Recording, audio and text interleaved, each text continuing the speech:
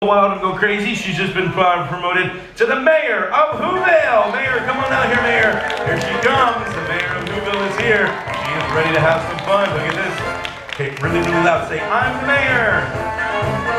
Yes, good job, Mayor. Right back here. You're going to be right behind the trunk. Great job. Good. All right, next up, ladies and gentlemen, put your hands together for the mama and baby kangaroos as they hop on out here. Here they come.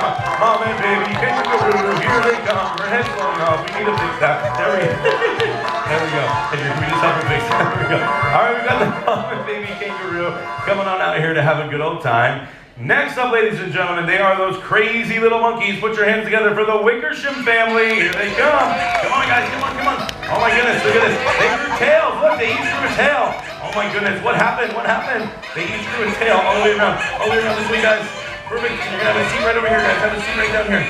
Have a seat over here, guys. Come over here. Come over here. You're going to sit over here. The Wickersham family. Right here. Have a seat right here, guys. In the middle. This way. This way. In the middle. Over here, guys. There you go. And face this way. Turn around, face this way. Perfect. Right next to each other. And bam! Just like that. Very good. Perfect. You guys will have your part in a second. Next up, ladies and gentlemen, he's the villain of the story. Put your hands together for Vlad Vladikov. Here he comes, Vlad. Come on out here. Fly on him. Oh, there he is. The Crow Pigeon Eagle. There he is. The Crow-Pigeon Eagle. That's what we're going to call him. He walks with his head bobbing like a pigeon, sounds like a crow, and looks like an eagle. There you go. Very good. All right. Next up, ladies and gentlemen, here comes the star of the show. Please put your hands together, because here's Horton. Horton, come on out here. You look adorable. There comes Horton. Very nice. Horton, come right over to the other side, but we're going to get you all set. Horton is all ready for the... Little help. Can't see. Is it going in? There we go. All right, so there we go, guys. We've got all of our Storytime volunteers ready to rock and roll. It's time to read Horton Hears the Who by Dr. Seuss. Let's do it.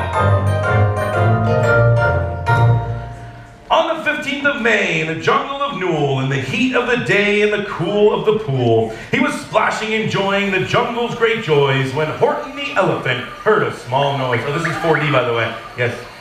So Horton stopped splashing, he looked toward the sound. That's funny, thought Horton, there's no one around.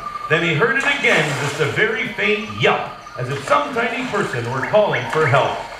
I'll help you, said Horton, but who are you where? He looked and he looked, he could see nothing there, but a small speck of dust blowing past through the air. There's that small speck of dust right there. I see, murmured Horton, I've never heard tell of a small speck of dust that is able to yell. So you know what I think? Well, you think that there must be someone on top of that small speck of dust. Some sort of creature of very small size, too small to be seen by an elephant's eyes. Some poor little person who's shaking with fear that he'll blow in the pool he has no way to steer. I'll just have to save him because after all, a person's a person. No matter how small. Ooh, great job, guys. Great job.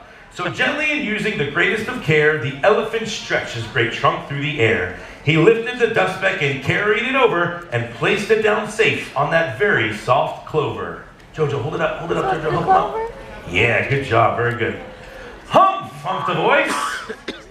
'Twas the sour kangaroo, and the young kangaroo in her pouch said, humph too. Why, that speck is as small as the head of a pin. A person on that, why, there never has been.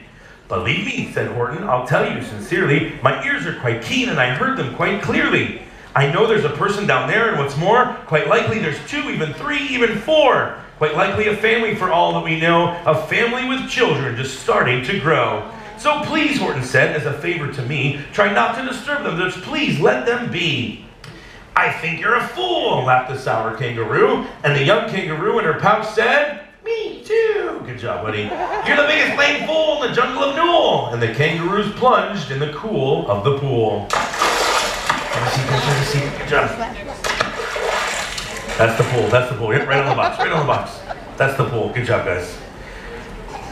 What terrible splashing, the elephant frowned. I can't let my very small persons get drowned. I've got to protect them. I'm bigger than they. So he plucked up the clover and hustled away. Should I put this speck down? Horton thought with alarm. If I do, these small persons might come to great harm. I can't put it down, and I won't after all. A person's a person. No matter how small. Great job, guys. Then Horton stopped walking. The speck voice was talking. The voice was so faint he could just barely hear it. Speak up, please, said Horton. He put his ear near it. My friend, came the voice, you're a very fine friend. You've helped all us folks on this dust speck no end. You've saved all our houses and ceilings and floors. You've saved all our churches and grocery stores. You mean, Horton gasped, you have buildings there too? Oh yes, piped the voice, we most certainly do. My town is called Whoville, for I am a Who, and we Whos are all thankful and grateful to you. And Horton called back to the mayor of the town, you're safe now, don't worry, I won't let you down. But just as he spoke to the mayor of the speck, 3 big jungle monkeys climbed up Horton's neck. Oh, no. The Wickersham brothers came shouting one rock. This elephant's talking to who's who are not. They snatched Horton's clover, they carried it off to that black-bottom eagle named Vladikoff. What do we say when we hear the villain? Boo! And before the poor elephant even could speak, that eagle flew off with a flower in his beak. All that late afternoon and far into the night, that black-bottom bird flapped his wings in fast flight, while Horton chased after with groans over stones that tattered his toenails and battered his bones, and begged, please don't harm all my little folks who have as much right to live as us bigger folks do.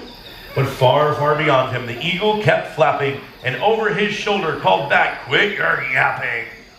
I'll fly tonight through, I'm a bird, I don't mind it, and I'll hide this tomorrow, but you'll never find it. And at 6:56 the next morning he did it. It sure was a terrible place that he hid it. All right, everybody, clovers up, clovers up. Let me see, everybody, come on. Clovers up, clovers up. Come on, bingo lady, clovers up, clovers up. Bingo lady, bingo. Yeah, there we go, very good.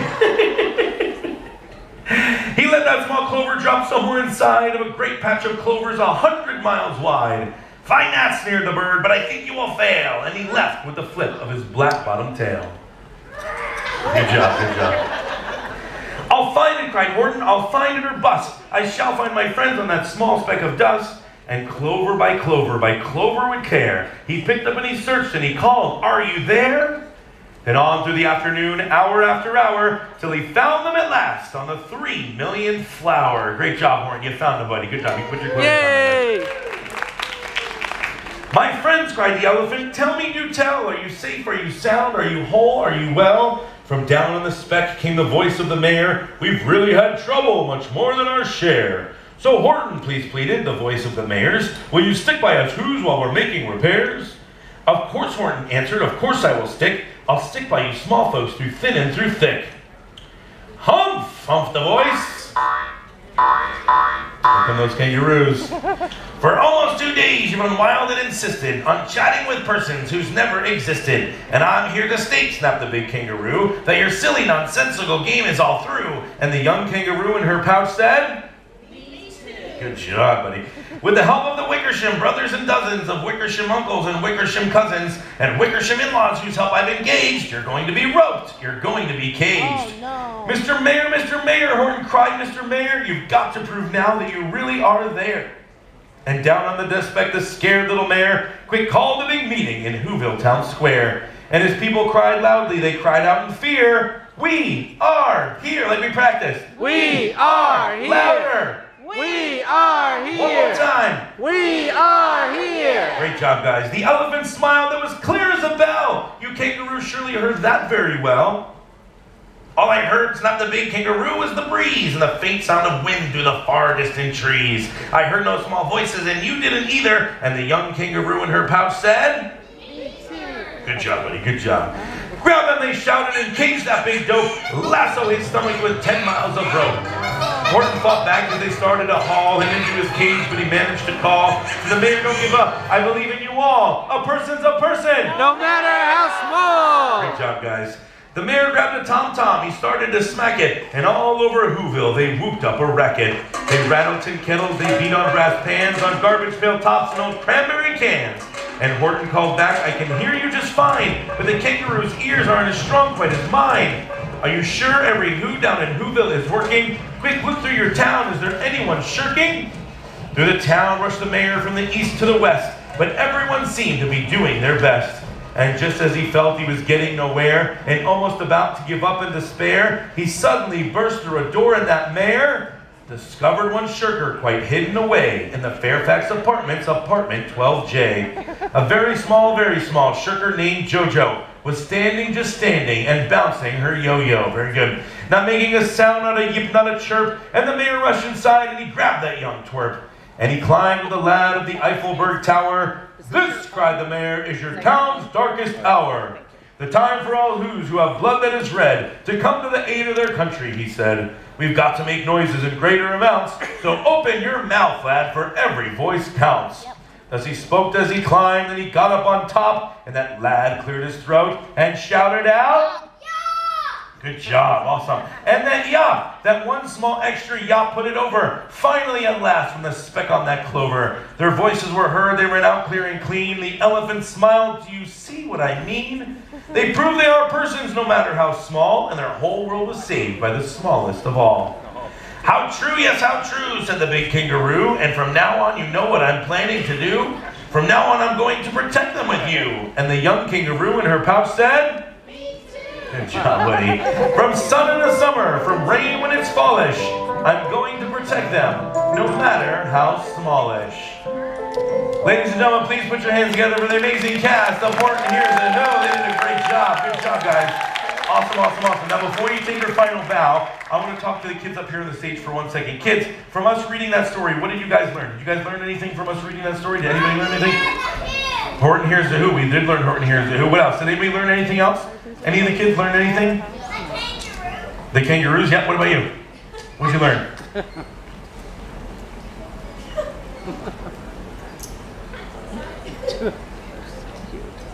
Yeah, that's good. Even though people don't listen to you, you can still do what you're supposed to do and be nice to people. That's a perfect example right there. Very good. What about anyone else? Did anyone else have anything? What else did you learn? What's that? Oh, that's exactly what I was getting for. A person is a person no matter how small. Give these kids a round of applause. They did an awesome job. Thank you very much. Good job, guys. Oh, and a big hug from Dad. There you go. He's teaching you well, my friend. He's teaching you well. Ladies and gentlemen, guys, Horton Hears You. You guys take your final bow. Take your bow. Take your bow. Give them a big round of applause. They did an awesome job. Thank you so much, guys. Thank you so much for joining us for Horton Hears You, folks. I hope you guys had a little bit of fun.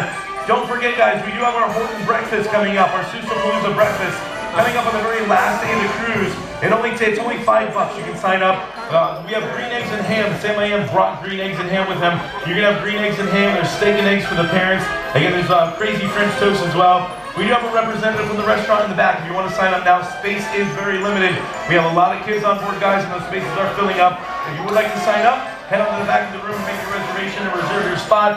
Like I said, only $5 a person. The characters will be there. The Grinch will even be there as well, folks. Thank you for joining us once again. Thank you to our youth staff. Thank you to our fun squad. Thank you to our playlist production cast and all the technicians. Have a great rest of your Good job, Gavin. Because Tommy, your bingo host, is You about to played hit the stage Horton. with his $3,000 jackpot bingo session. Good luck, guys. High five. Alrighty, guys, before you go in.